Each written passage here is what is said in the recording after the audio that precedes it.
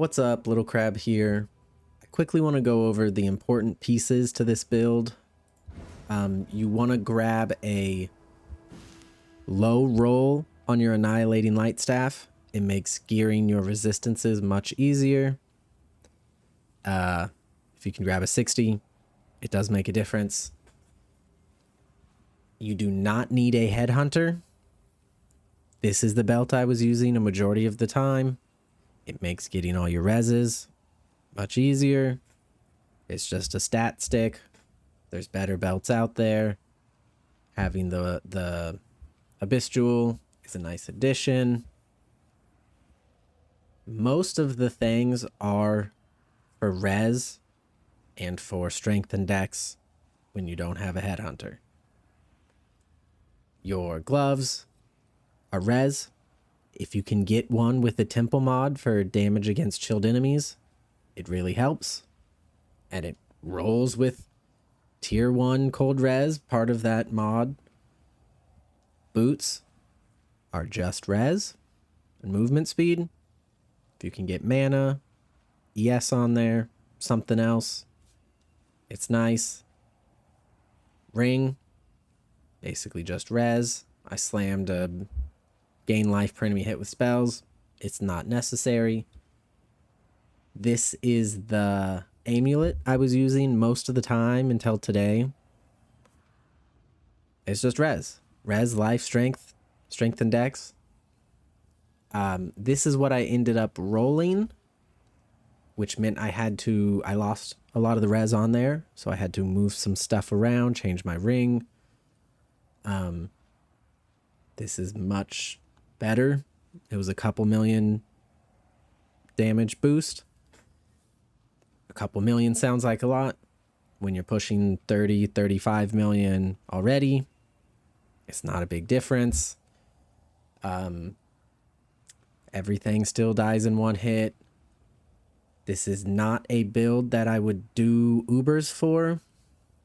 You can do all the Guardians, you can do Cirrus, you can do Maven. You can do everything besides Ubers because it's a Mind Over Matter build. You can't take a big hit. You can't take too many little hits. It's Mind Over Matter is in a rough spot for Ubers.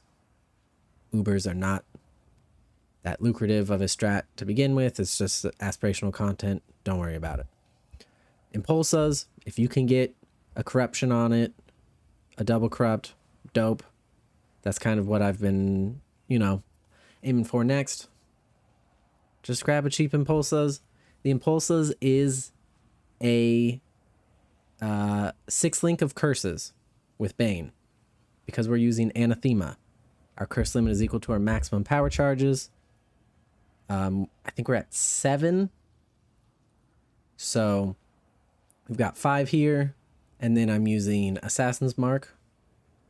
I previously had Swift Affliction linked with Lightning Warp. Just makes it go faster. Assassin's Mark is nice for single target. The only kind of expensive thing is the helmet. And I don't have an enchant on it. I could go to TFT for a service. I could self-enchant it. It's not a big deal. You need a Shaper or Elder based Blizzard Crown, which is going to cost you 4 Divine just to start with. Roll Conk Effect or Hypothermia on it, depending on if you are Shaper or Elder. And then you want an Awakener's Orb with the opposite one. And then just hope you get something on there. I didn't even hit anything that great. I got tier 4 mana, the tier 8 lightning res, and tier 9 int.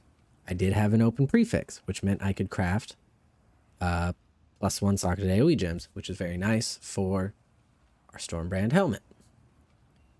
You do have a couple options. I'm doing the Discipline version, which feels much nicer to me.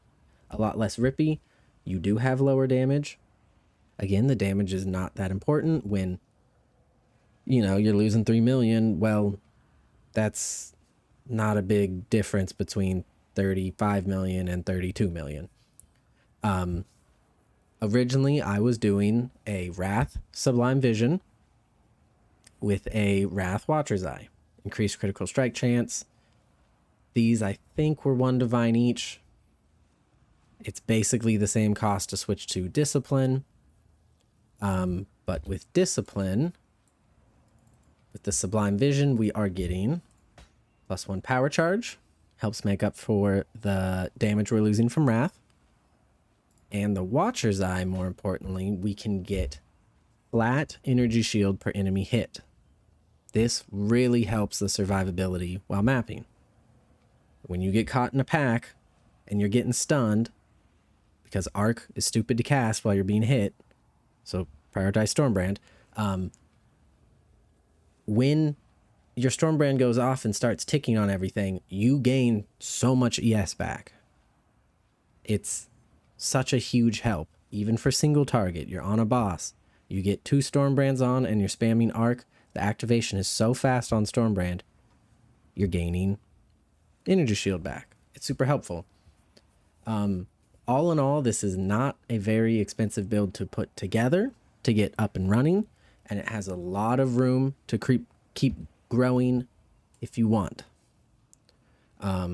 which is what has kept me enjoying it for quite some time now. I'm going to leave you with a map showcase, which will kind of show how smooth it is while running. You don't have to think about too much. Inpulsa is popping everything. You're clearing a screen away with Arc. It's great feeling. Anyway, thanks for watching. Stick around for the map showcase. Peace out.